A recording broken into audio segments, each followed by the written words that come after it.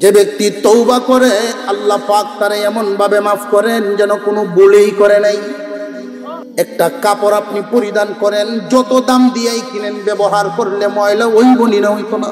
দুনিয়ার বাজারে চলতে ফিরতে ময়লা লাগবো, কিন্তু এই ময়লা কাপড়টা যদি ঘরের কোনায় কেউ রাইখা দেয়, থাকতে থাকতে এক সময় ব্যবহারের অনুপযোগী হয়ে যাবে। বুদ্ধিমান তো সেই জন ময়লা বললে পরিষ্কার করে ফেলে যেই জন। গুনাহ নামক ময়লা তোমাকে চতুর্দিক থেকে স্পর্শ করতে থাকবে, আর তুমি তওবা করে পরিষ্কার করতে থাকবা।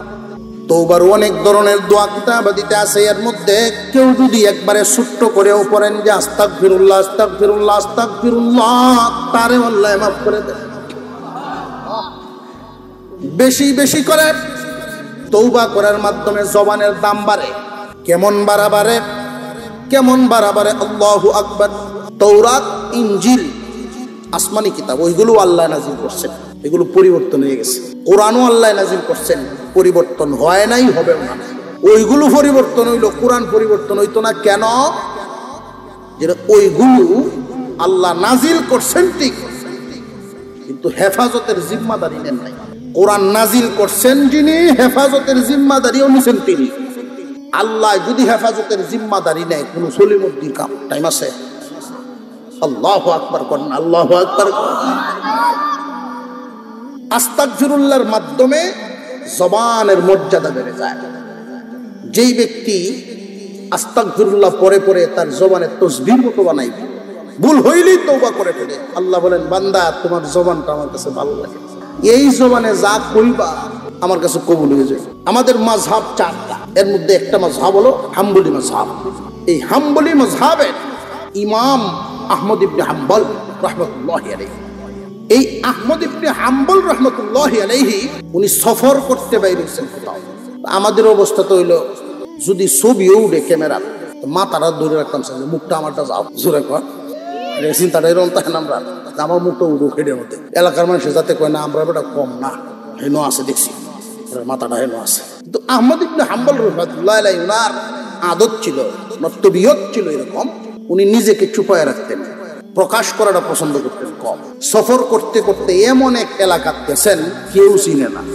আহমদ ইবনে হাম্বল রাহমাতুল্লাহি আলাইহি এশার নামাজ পড়ছেন একটা গ্রামের মসজিদে। এশার নামাজের পরে মুসল্লি আস্তে আস্তে বাইরিতেছেন, মুয়াজ্জিন সাহেব বলেন সবাই বাইরন, দরজা বন্ধ করে দেবো, তালা লাগাই দেবো। ওনার মনে মনে আছেন যে মসজিদের একটা কাটা এলাম, তালা লাগাই আর বসুন নিয়া, এখন তো তখন যায় না। উনি যদি উনার পরিচয়টা দেন যে মুয়াজ্জিন কি করে খারাপ থাকবো, খেদমতের কোনো অসুবিধা হইব, এরপরেও দেন না। উনি শুধু জিজ্ঞাসা করছেন এমন কোনো জায়গা আছে কি যে সারা রাত মানুষ সজাগ থাকে, মানুষের আনাগোনা আছে, এরকম একটা জায়গা আছে আপনাদের এই এলাকায়? আমি রাতটা কাটায় দিলাম। বলছে যে এখান থেকে প্রায় 5 মাইল দূর হবে একটা বাজার আছে। সোজা হাঁটা শুরু করছে, শীতের রাত 5 মাইল হাঁটতে গেছে। আমাদের বুজুর্গ গানে দিনের কিছু তাদের যে তবিয়ত ছিল, আল্লাহ যেন আমাদের মধ্যে এগুলো সেই গুণগুলো কিছু হইলেও আল্লাহ আমাদেরকে দান করেন। আমিন। শীতের মধ্যে ওই বাজারে গেছেন, কাঁপতেছেন, গিয়ে দেখেন একটা হোটেল, রুটি বাজতেছে, মানুষ আসা যাওয়া করে স্টেশনের মতো। আগুন যেহেতু জ্বালালেছে, উনি আগুন তাপানোর আশায় চুলাটার কাছে গেছে। গিয়া দেখেন যে কারিগর ছেলেটা যুবক মানুষ, তবে মুখে দাড়ি আছে, টুপি মাথার দেবেটা কাম করতেছে। উনি বললেন বাবা রে, তোমার এখানে কি আমি একটু বইতাম পারি, আগুন তাপাইতাম। যুবক ছেলে, দিনদার ছেলে, মুরব্বীর কদর করবো না, করতো না। মুরব্বীদের কদর একটা জল চুহির মতো আনিয়ে দিছে, হুজুর কই না। উনি বসে আগুন তাপাইতেছেন আর একটা দৃশ্য দেখতেছেন। কি দৃশ্য? যে এই ছেলেটার কাজকর্মটা, রুটিগুলো যখন বানায়, কাই বানায়, জবানে আস্তাগফিরুল্লাহ আস্তাগফিরুল্লাহ, রুটি যখন বানায় তখনও আস্তাগফিরুল্লাহ করে, এই রুটিটা যখন দেয় তাও এর মধ্যে তখনও আস্তাগফিরুল্লাহ। আহমদ ইবনে হাম্বল রাহমাতুল্লাহি আলাইহি খুব নজর দিয়ে দেখতেছেন, মনে মনে ভাবেন যুবক রে, তোমার জবান তো আল্লাহর কাছে দামি হয়ে যাবে। এক সময় উনি বলেই ফেললেন রে যুবক, তোমার আমল তো বড় ভালো আমল,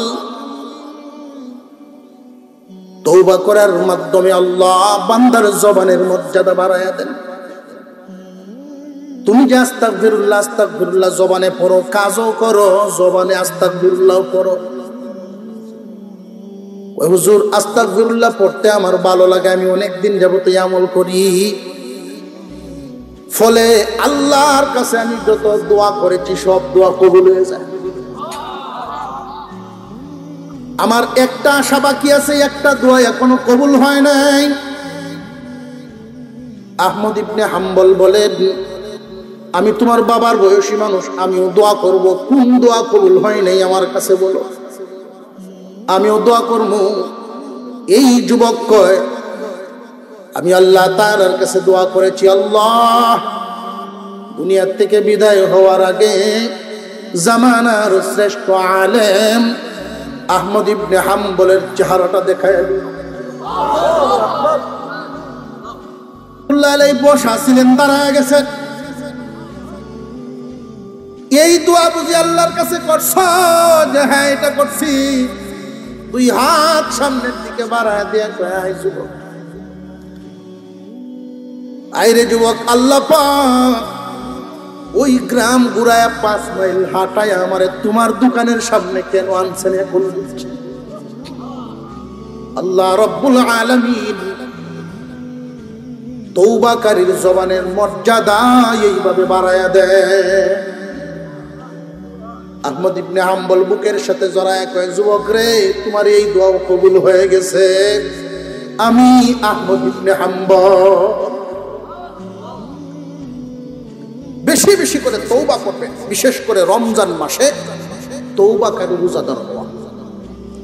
একদল তওবাকারী রোজাদার আর একদল তওবাকারী নয়, আগের হালতের উপরে থাকবে।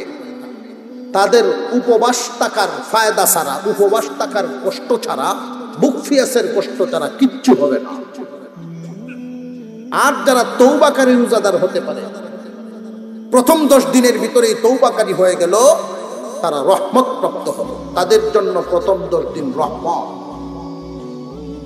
নবীজি যে বললেন রমজানের প্রথম ভাগ রহমত, মাঝখান মাগফিরাত, শেষ ভাগ নাজাত। বছরে এরকম বরকতওয়ালা রহমত নাজিল হয়, বছরে আরো আসে না নাই? মাগফিরাতও আসে না নাই? নাজাতও আছে। নবীজি ভাগ করলেন কেন? মুহাদ্দিসিনে কেরাম বলেন, রোজা দানকারী রোজাদার 2 ধরনের।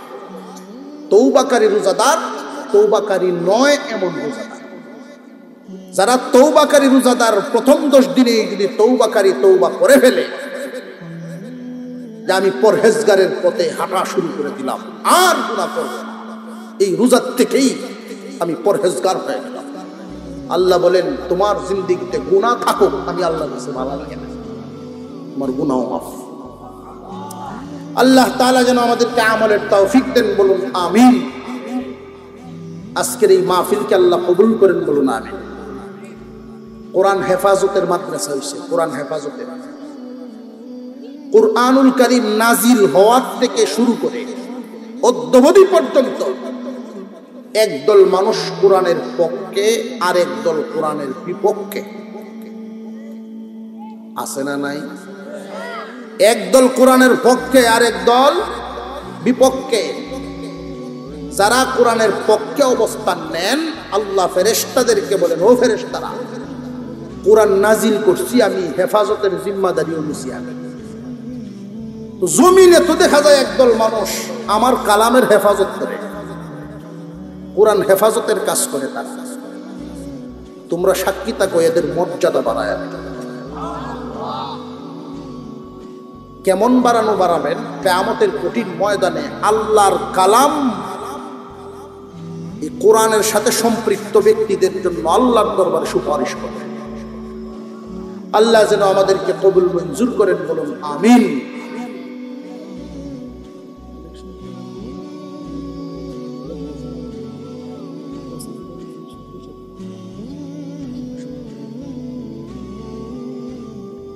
হাসরের মাঠ যখন কায়েম হবে, লৌহে মাহফুজ, কুরআনুল কারীম দুনিয়াতে আসার আগে কোথায় ছিল? লৌহে মাহফুজ। আল্লাহ পাক জিজ্ঞাসা করবেন, লৌহে মাহফুজ আমার কালাম না তোমার হেফাজতে ছিল, আমার কালাম কই? আল্লাহ পাক রব্বুল আলামিন লৌহে মাহফুজকে জিজ্ঞাসা করবেন, আমার কালাম কই, আমার কালাম? লৌহে মাহফুজ জবাব দিবে, আল্লাহ জিবরাইল আমিন আমার কাছ থেকে নিয়ে গেছে। আল্লাহ পাক জিবরাইল আলাইহিস সালামকে জিজ্ঞাসা করবেন, জিবরাইল আমার কালাম যে আনছো হেফাজতের সাথে আনছো নি? কই রাখছো? যে আপনার হাবিবের কাছে তো পৌঁছায় দিয়ে আসলাম। আপনার আমার পয়গম্বরকে আল্লাহ জিজ্ঞাসা করবেন, দোস্ত আমার কালাম আপনার কাছে ছিল, হেফাজত করছেননি? হুজুর আকরাম সাল্লাল্লাহু আলাইহি ওয়াসাল্লাম বলবেন, আল্লাহ আপনার কালাম হেফাজতের জন্য আমি তায়েফে রক্ত জড়াইছি, আপনার কালামের হেফাজতের জন্য আমি উহুদে দান শহীদ করেছি, আপনার কালাম হেফাজতের জন্য আমার কষ্টে করা সাহাবীরা, আমার কষ্টে করা সাহাবীরা নিজের গলা কেটে শহীদ হয়ে গেছে। এখন আমার কালাম কই? যে আপনার কালাম আমার উম্মতের হেফাজতের জিম্মাদারিতে দিয়েছে। আল্লাহর রাসূলের উম্মত যদি দাবি করে তাহলে কোরআন হেফাজতের জিম্মাদারিতে শামিল হবে। আল্লাহর রাসূলের উম্মত যদি দাবি করতে হয় কোরআন হেফাজতের জিম্মাদারি নিতে হবে। আল্লাহ পাক জিজ্ঞাসা করবেন, আমার দোস্ত হাবিব আমার আপনার উম্মতেরা কি আমার কালামের হেফাজত করতে পারছে যথাযথ? হুজুর আকরাম সাল্লাল্লাহু আলাইহি ওয়াসাল্লাম বলবেন, আল্লাহ আপনার কালামের হেফাজত কি পরিমাণ করছে বা কেমনে করছে না করছে আমার উম্মতকে জিজ্ঞাসা লাভ নাই, আমার উম্মতকে জিজ্ঞাসা করিয়েন না, বরং আপনি আপনার কালামকে জিজ্ঞাসা করেন, আপনার কালামকে জিজ্ঞাসা করেন। আল্লাহ পাক ডাক দিবেন আল্লাহর কালামকে। ওই দিন হাসরের মাঠে হাফেজে কোরআনদের সিনার ভিতর থেকে আল্লাহর সামনে আল্লাহর কালাম হাজির হয়েছে। আল্লাহ পাক জিজ্ঞাসা করবেন, ও আমার কালাম উম্মতে মুহাম্মাদি আমার হাবিবের উম্মত তোমার হেফাজত করছেনি? করিয়া থাকলে কেমনে হেফাজত করছে কিছু বর্ণনা দাও। আল্লাহর কালাম বলতে থাকবে, আল্লাহ একদল মানুষ তো আমার হেফাজত করেছে আমাকে মুখস্থ করার মাধ্যমে। তামাম পৃথিবীর জমিনে যদি কোন লাইব্রেরিতে কোরআনের কপি না পাওয়া যায় এরপরেও কোরআন কেউ রদ বদল করতে পারবে না, কারণ চলতে ফিরতে কোরআন আল্লাহ পাক রাখছেন। কুরআনুল কারীমের হাফেজদের দিলের ভিতরে আল্লাহর কালাম মাহফুজ করছে।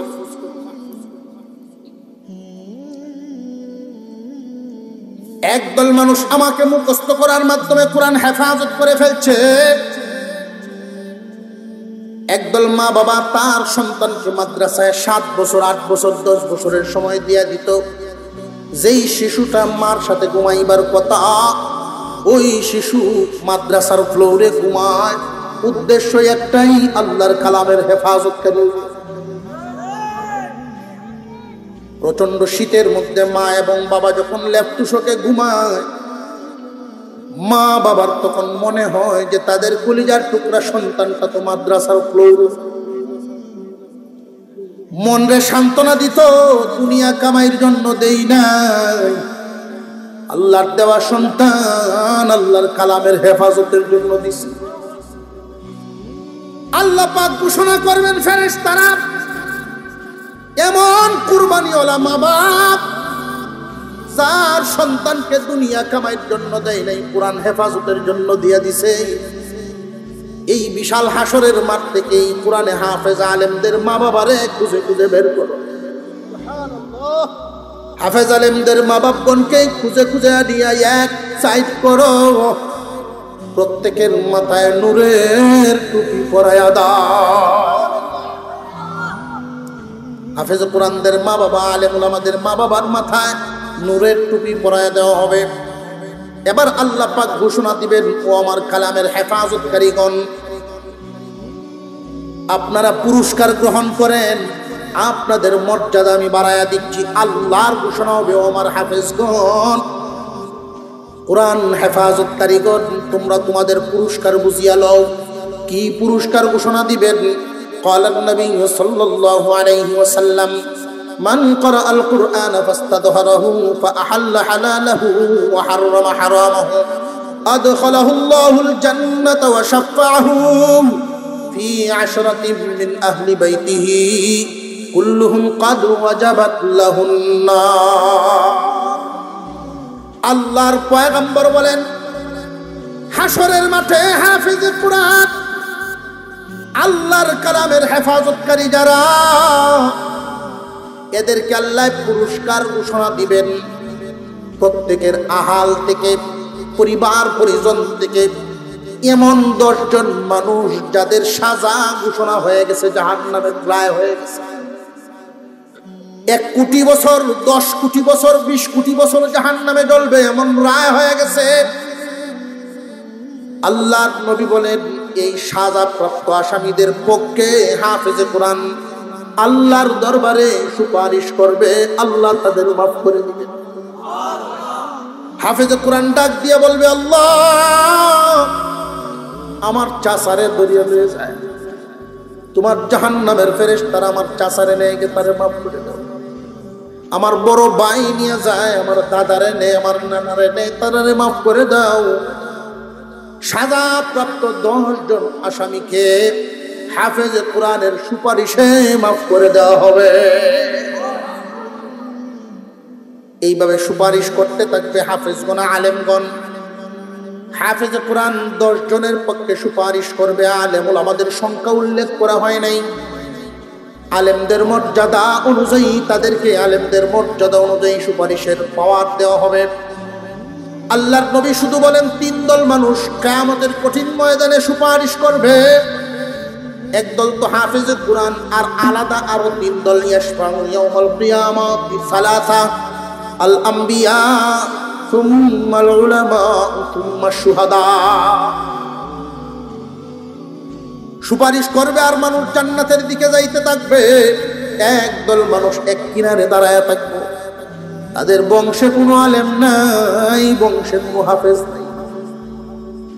মনে মনে তামান্না থাকবে, কেউ যদি এই বিপদের সময় সুপারিশে দাঁড়াইত, এদের পক্ষে স্বয়ং আল্লাহর কালাম, আল্লাহর কোরআন দ্বারা সুপারিশ করা শুরু করে দিবে। আল্লাহ, আমি কালাম এদের পক্ষে সুপারিশ করছি। বাবার রেখে যাওয়া জমিতে ঘর বাড়ি বানাই নাই, বাগান বানাই নাই, কোরআন হেফাজতের ঘর বানানোর জন্য জায়গা দিয়ে দিছে। কুরআনুল কারীম হেফাজত করার জন্য ঘর বানায়া দিছে। কোরআন হেফাজতকারীরা যেন পড়তে পারে, খাবারের ব্যবস্থা করছে, লজিং দিয়েছে। কোরআন হেফাজতকারীরা বসিয়া যেন পড়তে পারে, কার্পেটের ব্যবস্থা করেছে, সুযোগ সুবিধা দিয়েছে। আল্লাহ পাক রব্বুল আলামিনের দরবারে আল্লাহর কালাম কুরআন সুপারিশ করতে থাকবে, আল্লাহ এদেরকে তুমি মাফ করো যারা কোনো না কোনো ভাবে কোরআন হেফাজতের সাথে শামিল, কোনো না কোনো ভাবে কোরআন হেফাজতের সাথে শামিল, এদেরকে মাফ করে দাও। আল্লাহ বলবেন, এদের আমলনামায় অনেক বড় বড় গুনাহ, অনেক বড় বড় গুনাহ এদের আমলনামায়। আল্লাহর কালাম বলবেন, ওদের আমলনামায় গুনাহ, এই জন্যই তো আমি সুপারিশ করতেছি।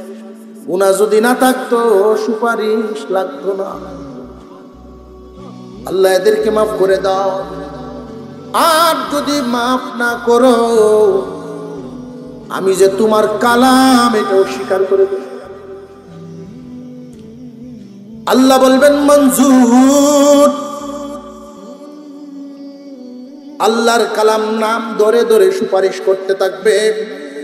ওই কিয়ামতের কঠিন ময়দানে, হাসরের মাঠে আল্লাহর কালাম যেন আমাদের পক্ষে সুপারিশ করেন, বলুন আমিন। হুজুর আকরাম সাল্লাল্লাহু আলাইহি ওয়াসাল্লাম তিনবার আমিন বললেন, আমিন আমিন আমিন। সাহাবায়ে কেরাম প্রশ্ন করলেন, হুজুর তিনবার আমিন বললেন? আল্লাহর পয়গম্বর বুঝায় দিলেন, জিবরাইল আমিন উপস্থাপন করেছেন, প্রস্তাব পেশ করেছেন, আর আমি নবী সম্মতি দিয়েছি, আমিন বলেছি, আল্লাহ যেন কবুল করেন। নবীজি যদি আমিন বলেন কবুল হইব না হইতো না, সন্দেহ আছে কোনো? আল্লাহর নবীর জবান তো এমন এক জবান মোবারক, বলতে দেরি কবুল হইতে দেরি হয় না। জিবরাইল আলাইহিস সালাম তিনটা প্রস্তাব দিলেন, তিন দল মানুষ ধ্বংস হোক। দয়ার নবী যিনি উম্মতের কান্ডারি, উম্মতের প্রতি দয়া, দয়ার নবী তিনি বললেন আমিন। তিন দল মানুষ, রগিমা আনকুরাজুলিন, আল্লাহর পয়গম্বরদের জন্য অপমান অপদস্থ হওয়ার লানত করেছেন, বদদুয়া করেছেন, তারা ধ্বংস হোক তিন দল মানুষ। জিবরাইল আলাইহিস সালাম প্রস্তাব করলেন, নবীজি আমি তিন দল মানুষ ধ্বংস হওয়ার প্রস্তাব করলাম। আল্লাহর নবী বলেন আমিন, কবুল হোক। প্রস্তাবকারী কেমন আর আমিন বললেও না কেমন? প্রস্তাব করেছেন যিনি, তিনি হলেন সমস্ত ফেরেশতাদের সর্দার। আমিন বলেছেন যিনি, তিনি হলেন সমস্ত সৃষ্টিকুলের সর্দার। এই তিন দলের বাঁচার কোন পথ আছে? তাদের ধ্বংস নিশ্চিত। আল্লাহ যেন এই তিন দল থেকে আমাদেরকে হেফাজত করেন, বলুন আমিন। এক নাম্বার, মা বাবার মতো এত দরদি পায়াও যারা এদের সন্তুষ্টি অর্জন করতে পারে নাই। মা বাপ দুনিয়াতে পাইল, মা বাবার সন্তুষ্টি পাইল না। মা বাপ পাইল কিন্তু মা বাবার সন্তুষ্টি অর্জন করতে পারে নাই, তার ধ্বংস হোক। আল্লাহর নবী বলেন আমিন। কারণ মা বাবা তো এমন দরদি, তারা খুব সহজেই সন্তুষ্ট হয়ে যায়। আল্লাহর রাসূল এক হাদিসের মধ্যে বলেন, মা বাবার সন্তুষ্টি তো আল্লাহ সন্তুষ্টি। মা বাবা অসন্তুষ্ট, তার উপরে আল্লাহ অসন্তুষ্ট। আজকাল দেখা যায়, বেশিরভাগ ক্ষেত্রেই আজকাল দেখা যায় মা বাপ আছে 90 পরিবার, 100-র মধ্যে 90টাই এমন। মা বাপ আছে ঠিক, কিন্তু কদর করা হয় না।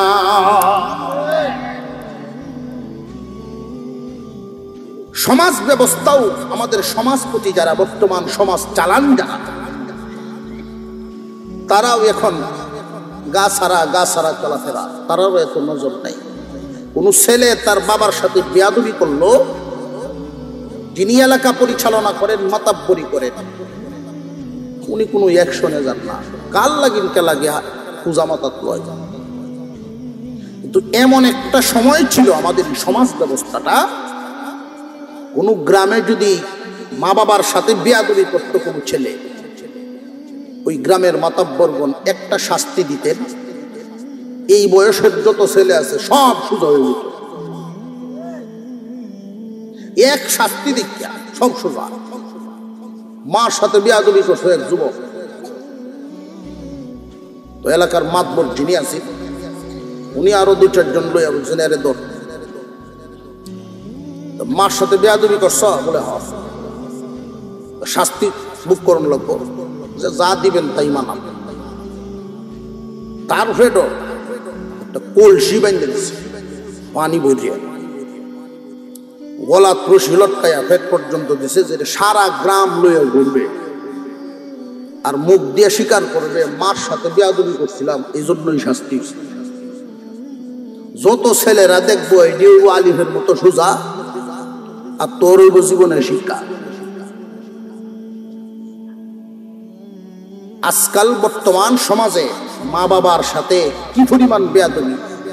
2-4 কলম লে আবরা ভূত করিয়াই বাপের জিগা কিতা বুঝো তুমি, বাপের কয় বাপের হুজ করে কিতা বুঝো।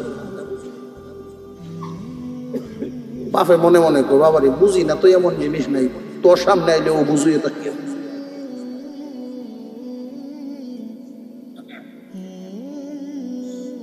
বাপ আলু ব্যস্ত গেছে বাজার, বেন্নে বাজার ফজরের ঘর থেকে যে ওটা বইছি 9টার দিক দিয়ে ছেলে আইছে, আব্বা এই 1 বস্তা আলু হম নিয়েছে না। ওই ও তো তাড়াতাড়ি ব্যবসা ঘন্টায়, তুমি উঠো আমারে দেও। কাচ্চাতে তুই বউ, আমি হাত মুখটা দুই একটা চা খাই আই। বেটা হাত মুখ দুই 1 কাপ চা খাই আয়া দেখে 1 বস্তা আলু বেচছে, ওটা পাল্লা হাতুর দুইটাছে।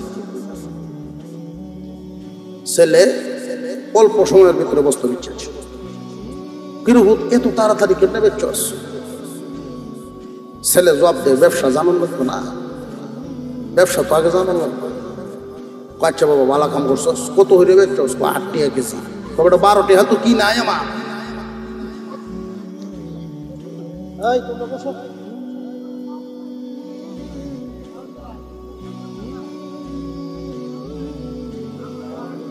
আল্লাহু আকবার।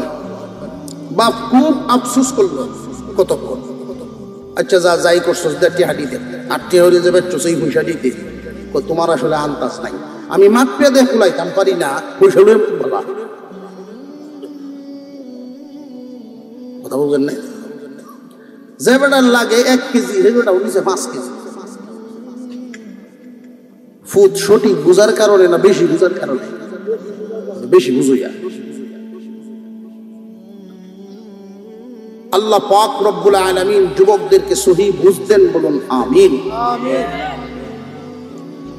মা বাপ যদি অসন্তুষ্ট হন তো আল্লাহও সন্তুষ্ট হয়ে যান, মা বাপ সন্তুষ্ট তো আল্লাহও সন্তুষ্ট।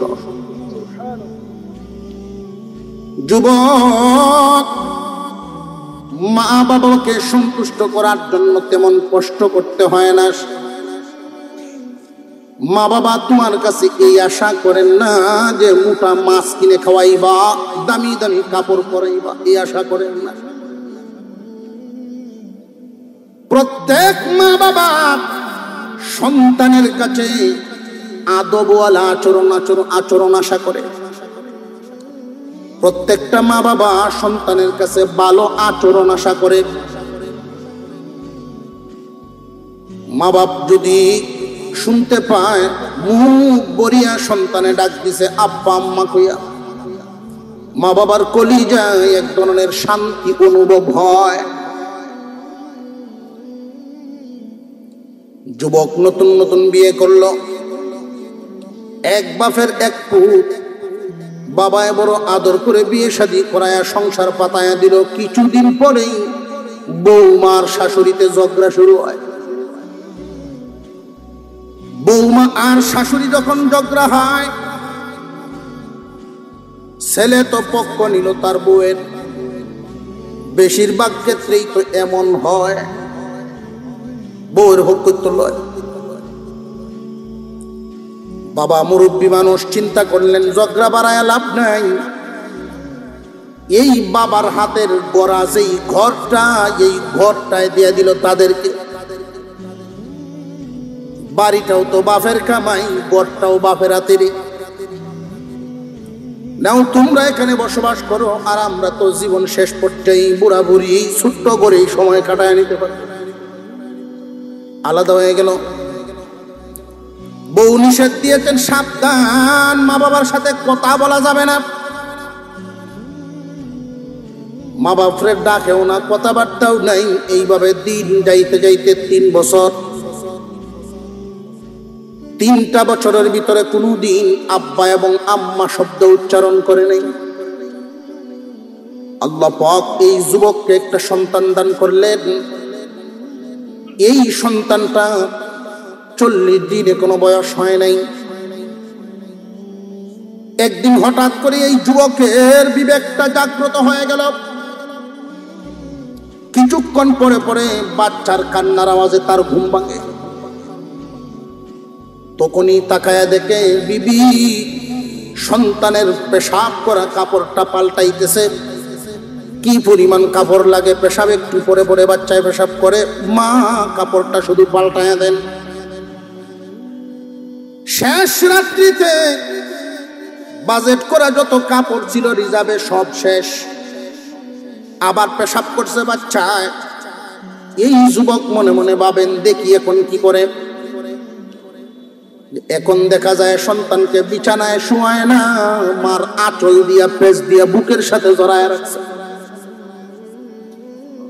ঘুমন্ত বিবেক জাগ্রত হয়ে গেছে, এই ঘরেই তো আমারও জন্ম হয়েছে, আমার মাও তো এইভাবেই আমাকে লালন পালন করছেন। আমি যেইভাবে ঘুমাইতে পারি না সারা রাত, আমার আব্বাও তো ঘুমায় নাই। আজকে আমি মা বাবার থেকে 3 বছর যাবৎ দূরের ডাক পর্যন্ত দেই না। 3 বছর পর্যন্ত মা বাবা শব্দটা পর্যন্ত উচ্চারণ করি না। আস্তে আস্তে যুবক ছেলেটা বিছানার থেকে নামা শুরু করছে। বিবি ডাক দিয়া বলে, স্বামী এখনো তো রাত, শেখ রহমতের দরজা কি খোলার ব্যবস্থা আছে কি?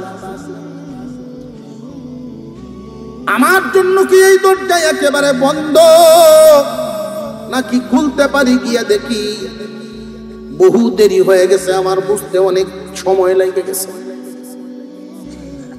এই যুবক আস্তে আস্তে ওই ছোট্ট ঘরের দরজার সামনে গিয়া ডাক দিয়েছে, আম্মা। যেই মাত্র একটা ডাক দিছে, দ্বিতীয়বার দেওয়া লাগে নাই। 3 বছর যাবৎ যে ডাকে না, কোনো অভিমানও নাই।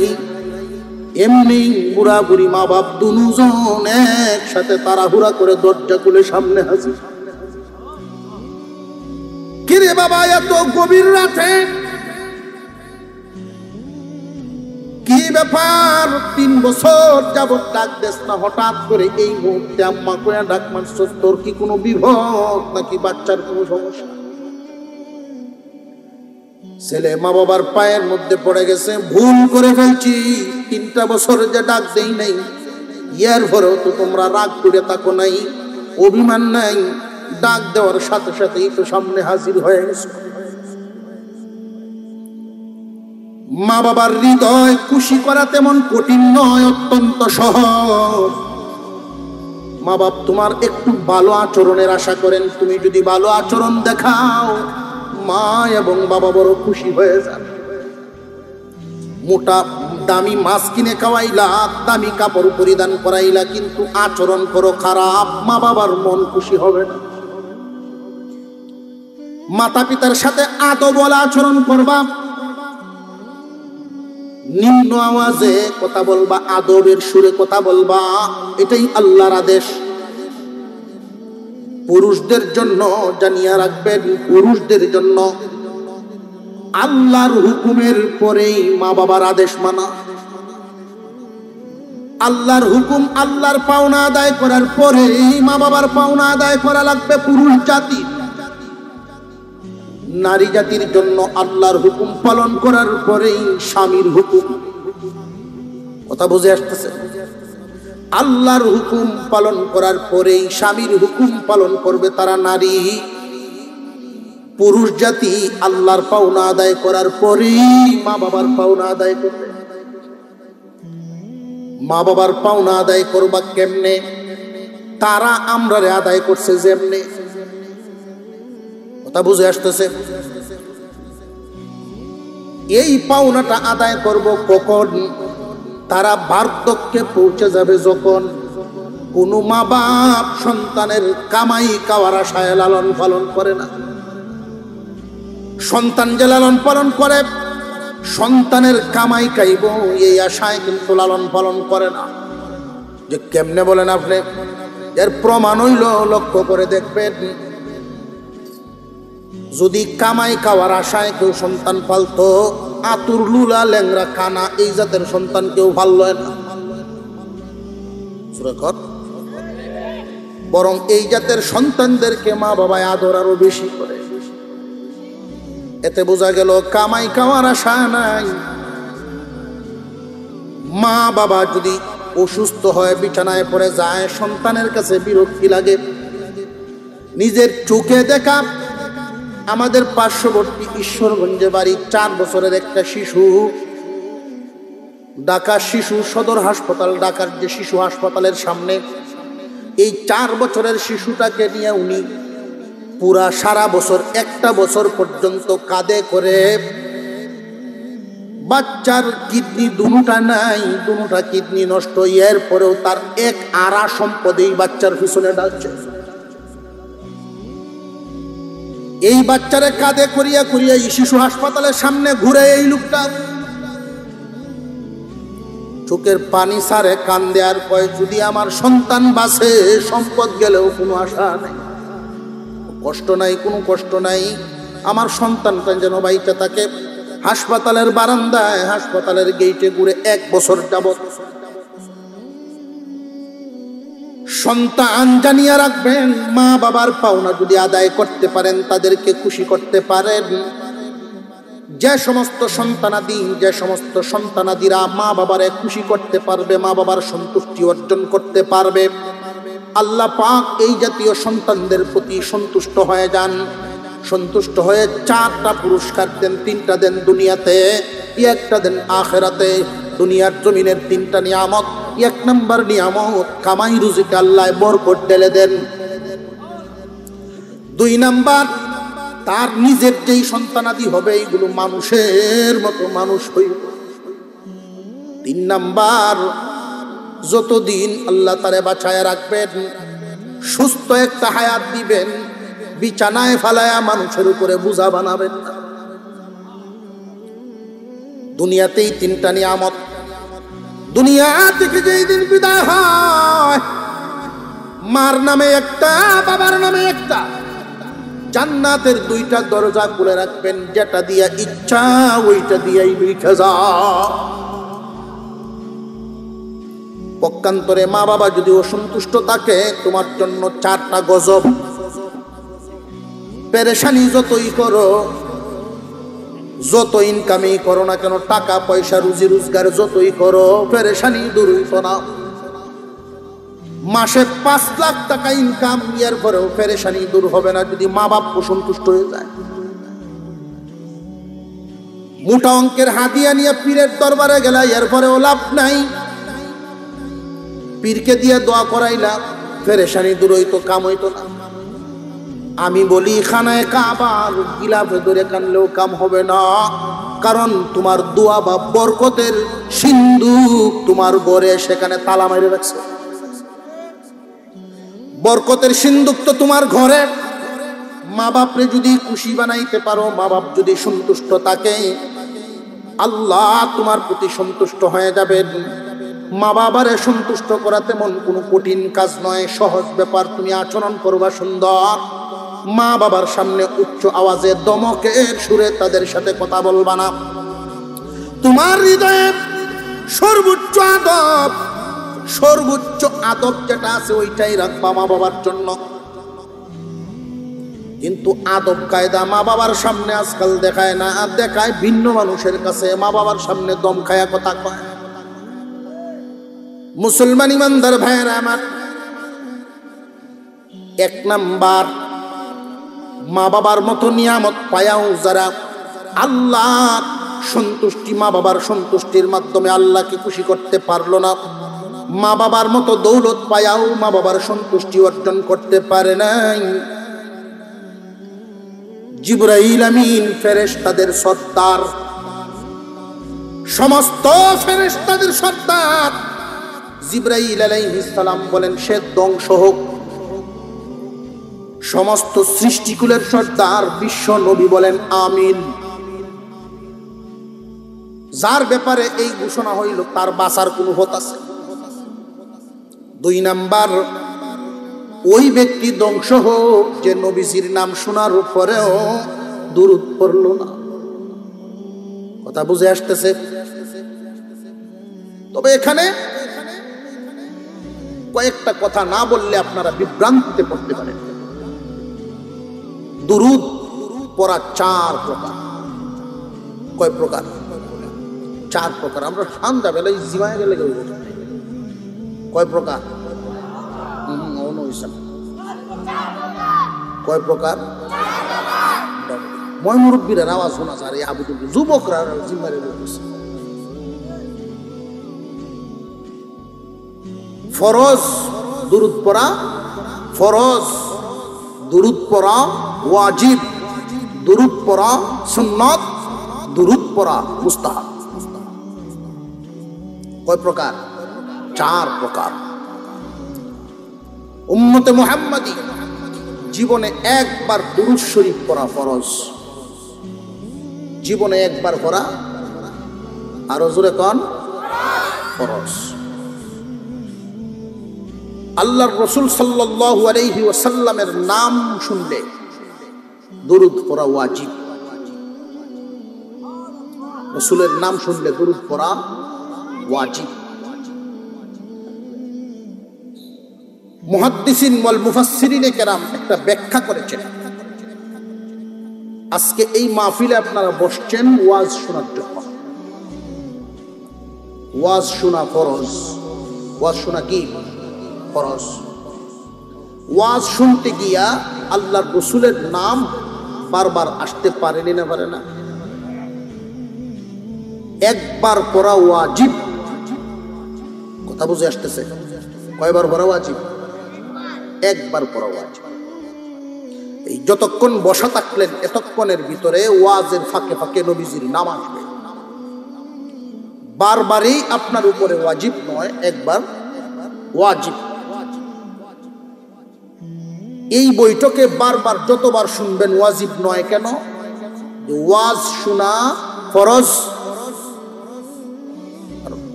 দুরুদ পড়া ওয়াজিব। ওয়াজিব বড় না ফরজ বড়? ফরজ বড়। কথা বুঝে আসতেছে না? অনেকেই এই বিষয়টা না বুঝার কারণে ওয়াজের ফাঁকে ফাঁকে টান দিয়া গীতের মতো দুরূদ শরীফের নামে সময় পার করে, অথচ এই টাইমটা ওয়াজ করাটা উত্তম। নবীজির নাম শুনলে দুরূদ শরীফ পড়া ওয়াজিব। এক বৈঠকে যদি ওয়াজ শুনতে থাকেন, দিনই কোনো কাজে, যে কোনো কাজে, দিনই যে কোনো কাজে যদি ব্যস্ত থাকেন, দিনই কাজ আপনি গ্রহণ করতেছেন, দিনই ইলম, এই অবস্থায় একবার ওয়াজিব। সুন্নত হলো প্রতি নামাজে শেষ বৈঠকে যে আমরা দুরূদ শরীফ পড়ি, সুন্নত। এই 3 প্রকার ব্যতীত ফরজ, ওয়াজিব, সুন্নত, 3টা জায়গা পাইলাম না পাইলাম? 3 প্রকার ব্যতীত জীবনে যতবার যত ক্ষেত্র আছে সববার দুরূদ পড়া মুস্তাহাব।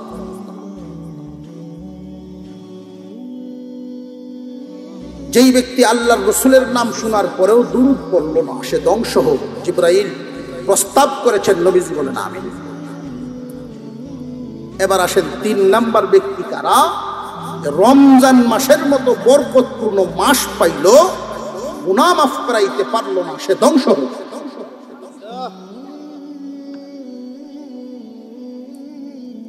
রমজান মাস পাইলে গুনাহ মাফ হবে সব মানুষের, না তওবাকারী রোজাদারের?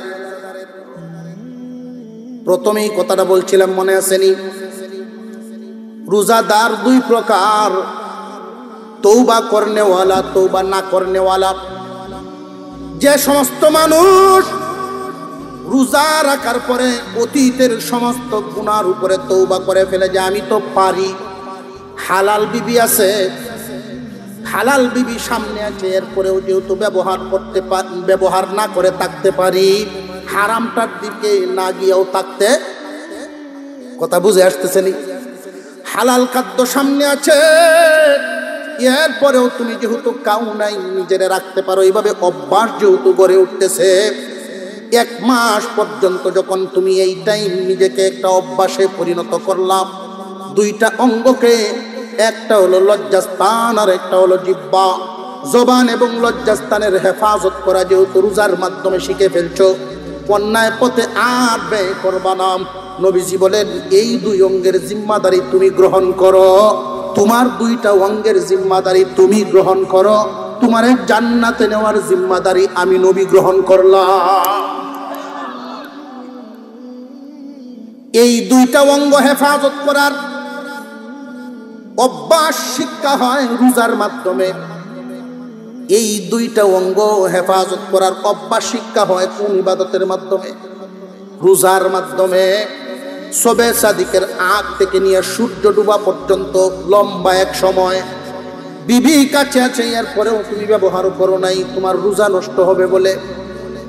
হালাল খাবার তোমার সামনে পেটও আছে কিদা, এরপরেও তুমি খাও না, রোজা নষ্ট হবে বলে। এইভাবে যে অভ্যাস গড়ে উঠলো, ইবাদতের আশায় আল্লাহর হুকুমে যারা রোজা পালন করতে পারো, দুই অঙ্গ হেফাজত করতে পারো, এই অভ্যাস গড়ে ওঠার কারণে তুমি বান্দা পারবা। সুতরাং অতীতে যা করছো তওবা করে ফেলো, আর ওই দিকে যাব না, অভ্যাস আমার হয়ে গেছে, আমি পারবো, এই দুই অঙ্গকে আর অন্যায় কাজে ব্যবহার করব না। আল্লাহ পাক রব্বুল আলামিন তওবাকারী রোজাদারের জন্য আরেকটা পুরস্কার ঘোষণা করেন।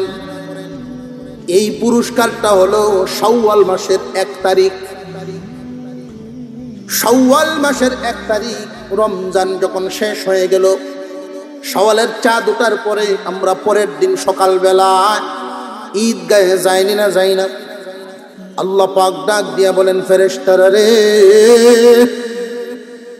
যে সমস্ত কর্মচারী তার মালিকের ডিউটি পালন করে, যে সমস্ত কর্মচারী তার মালিকের ডিউটি পরিপূর্ণ পালন করল, বলো দেখি মালিকের উচিত কি?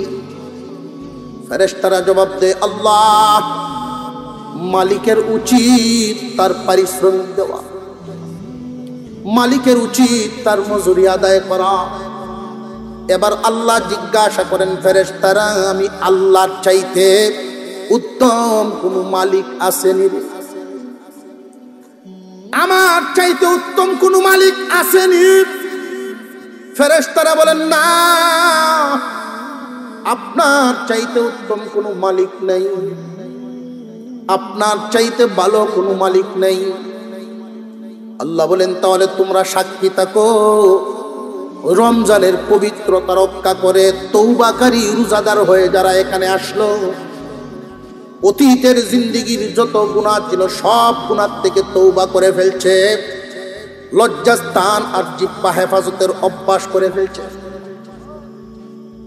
আমি আল্লাহ এদেরকে এমন ভাবে মাপ দিলাম, নবজাতক শিশুর মতো নিষ্পাপ বানায়া দিলাম। এখন বুঝাইছে পরহেজগার কেমনে হয়। রোজা দেওয়ার উদ্দেশ্য আল্লাহ যে রোজা দিলেন, আল্লাহ চান না তার কোন ইমানদার বান্দা গুনাহ সহ দুনিয়া চান, কারণ গুনাহ সহ ছাড়লে সাজা। এই গুনাহ নামক ময়লা নিয়ে জান্নাতে যাওয়া যাবে না, ময়লা তো সাফ করতে হবে। এই ময়লা সাফ করার জন্য নিবেন কোথায়? জাহান্নাম নামক আগুনে। কাফেরদেরকে আল্লাহ পুরাবেন লাকড়ির মতো, ইমানদারকে আল্লাহ পুরাবেন স্বর্ণের মতো। লাকড়ি ফুরাইলে কয়লা হয়, স্বর্ণ ফুরাইলে কাঠি হয়, খাদ বাইরে। তুমি যদি তোমার গুনাহ নামক ময়লা দুনিয়াতেই সাফ করাইয়া যেতে পারো, আল্লাহ তোমাকে জাহান্নামে না জ্বলাইয়া জান্নাত দিয়ে দিবেন। আমরা এখানে যারা আছি, এরকম সামর্থ্যবান কি কেউ আসুন যে না 2-4-5 বছর থাকতার আমাদের আগুন অসুবিধা নেই? আসুন কি কেউ? থাকলে একটু দেখতাম। যদি না থাকই তাহলে আল্লাহর ওয়াস্তে তওবা করুন যেত না ইনশাআল্লাহ। যেহেতু রোজার মাধ্যমে আমি আমার জিহ্বা লজ্জাস্থান হেফাজত করার অভ্যাস করার একটা লম্বা সময় পারি, হালাল বিবি সামনে গেলাম না, ক্ষুধা পেটে খাদ্য সামনে খাইলাম না, বলে বোঝা গেল আমি পারি। অভ্যাস গড়ে উঠল, অতীতের গুলোর দিকে লজ্জিত হয়ে তওবা করে ফেলল। আল্লাহ বলেন, বান্দা আমি তো সব মাফ করে দিই, ঘুরায়া ঘুরায়া আল্লাহ জীবনে রমজান মাস বছর ঘুরে সামনে হাজির করেন তুমি পরহেজগার হওয়ার জন্য। আল্লাহ চান বান্দাকে পবিত্র বানায়া দুনিয়া ছাড়তে। গুনাহ নামক ময়লা নিয়ে বান্দা দুনিয়া ছাড়ুক, আল্লাহ এটা চান না। আমরা কিন্তু সুজা হইয়াম, সুজা প্রত্যেকেই হইয়াম। যে ব্যক্তি বুঝা হইয়া আডে এও কিন্তু মরলে সুজা, মরলে সুজা হয় না, হলো মরলে সব সুজা। তো আমার ওয়াজ করার উদ্দেশ্য হইল মরলে সুজা হইয়া লাভ, সুজা হইয়া মরেন। আগে সুজা হন, পরে মরেন। সুজা হইয়া মরতাম না, মরিলে সুজা হইতাম। সাফে আর ব্যাঙ্গে দুস্তাই দেখছে, একটার একটা দুস্তু কইয়া ডাকে। তো এই সুযোগে ব্যাং একদিন কয়, দোস্ত তোমার বডিটা আল্লাহ কত সুন্দর করে বানাইছে, তোমার যে সময় তুমি ফনা ধরো, সোপ ধরো, সতর ধরো, এই সময় কি সুন্দর দেখা যায়, বীরের মতো। তো তোমার আডাডা দেখে দেখে আডো সুজা পারো না, সুজা ওই আডবা। যেই বন্ধু দেখছে ফুট করে উঠছে, আর সাপের ফুট করে উঠাতে ব্যাং লাভ দেখে কালো উঠছে। তার তো হুতহুতানি কমে না। এমনি একটা ক্ষেতের মধ্যে গরু রাখতেছে কয়েকটা গোলাবা, প্রত্যেকের হাতে হেদায়েতুল্লাহ আছে। এমন ভিডানি দিছে একবারে সোজা। বাচ্চারা দেখবেন সাপ মারিয়া যে নমাজ হে নতো না, এটা কত হুতায় দেখুন। আমরাও তো করছি। এরপরে একটা কবিতা, সাপ মরা লেঙ্গুরো বিষ, আমার হইলে সাইডে দিস, মনে নাই। সাপ যখন আইনা রুডো শুয়াইছে তখন ব্যাং কালতো উঠে আইছে। হ্যাঁ দোস্ত হাউ আর ইউ, সুজা হইলা, আমার ওয়াজে হইলা না, হেদায়েতুল্লাহর ভিডা গায়ে হয়েছে। সুজা আমরা হব আজরাইলের সাক্ষাতের ঘরে তার থাকায়, এর আগে হইতে পারলে সফল। ছোট্ট একটা সবকের আলোচনা করি, আমি দোয়া নিয়ে বিদায় নেব। রমজান মাসে তৌবাকারী রোজাদার হওয়ার পরে আপনি যেন সেই তৌবার উপরে অটল থাকতে পারেন, এই জন্য বেশি বেশি করে চলতে ফিরতে আমাদের নজরে চলাফেরায় অজানাও অনেক ভুল হয়। ছোট্ট থেকে ছোট ভুল হয়ে গেলেও সাথে সাথে তওবা করে ফেলবেন। আত্তাইবু মিনাজ যামবি কামাল লা যামবালা।